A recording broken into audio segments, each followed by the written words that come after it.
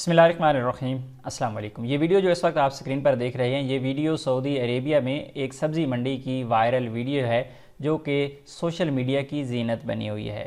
इस वीडियो में क्या कहा गया, क्या दिखाया गया, आप वीडियो को देखें। उम्मीद है आपको बात समझ आ जाएगी, नहीं तो मैं फिर आपको समझाता हूँ। صباح الخير يا اخوان. انا والله ما ادور ماده ولا ادور متابعه ولا ادور، لكن فيه الربع كارثه هنا مصيبه والله العظيم. انا في سوق العزيزيه حق الخضار، طبعا رامبات زي كذا تجيك صندقه ورصيف كله يا جماعه اجانب، قسما بالله يعني شيء تحس كان ماني في السعوديه. طبعا القرار حق البلديه حق التجاره حق مدري ايش انه السعوده 100%.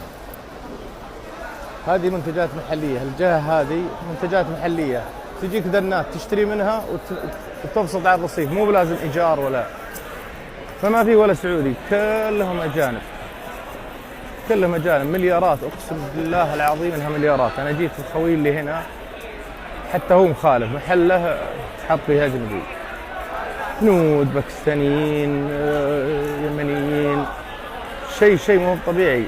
يدخلون 6000 7000 يوميا، اللهم لا حسد. لكن ابناء البلد اللي يصحون يدورون العطاله ويقولون المفروض هذه تمنع. انا ما ادري وين، والله ما في سعودي يمكن الا انا اليوم. بس جيت اشوف الطابي قلت امر اشطف، وحاجه صراحه تدمي القلب. اي والله. هذا طبعا جهه العنب والرمان والمانجو. شوف يجيك اجنبي ينزل من هالدنات ويبيع، يلا ها خذ لك. الله المستعان، الله يزينها. اتمنى تفاعلكم يا شباب، واتمنى يكون في ردة فعل। तरक्की याफ्ता ममालिक में सऊदी अरेबिया भी अपना मकाम रखता है, और सऊदी अरेबिया में एक ख़ास बात यह है कि सऊदी अरेबिया का हर बंदा, जितना भी सिविलियन है, ज़रूरी नहीं है कोई पुलिस वाला हो, कोई आर्मी वाला हो, हर सिविलियन बंदा ख़ुद को मुल्क का मुहाफ़िज़ समझता है। मुहाफ़िज़ समझ कर वो अपना किरदार अदा करता है।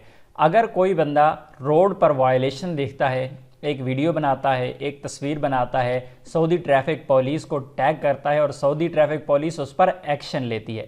लेकिन बदकिस्मती से हम ऐसे ममालिक में पैदा हुए जहाँ पर कैमरे की आँख को भी नहीं माना जाता। आप लोगों को याद होगा, एक सरकारी ऑफिसर, पुलिस ऑफिसर एक इशारे पे ड्यूटी दे रहा था, तो वहाँ पर एक वडेरे ने आके उसको गाड़ी मारी, बंदा मर गया।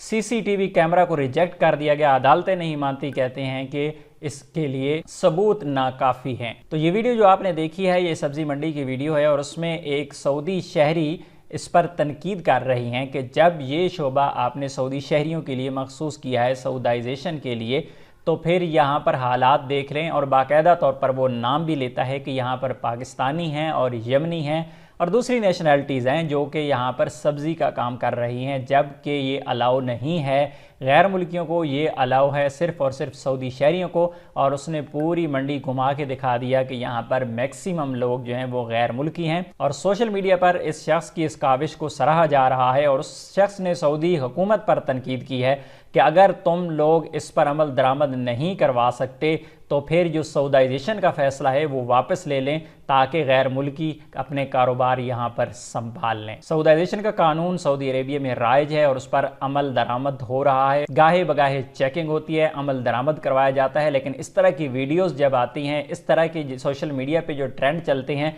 तो उसके बाद सऊदी अरेबिया के इदारे मज़ीद हरकत में आते हैं और फिर कानून पर अमल दरामद करवाते हैं। अल्लाह रब्बुल इज़्ज़त से दुआ है कि अल्लाह हमें भी ऐसी सोच अता फरमाए, ऐसा शऊर अता फरमाए। अपनी दुआ में याद रखिएगा। अस्सलाम वालेकुम।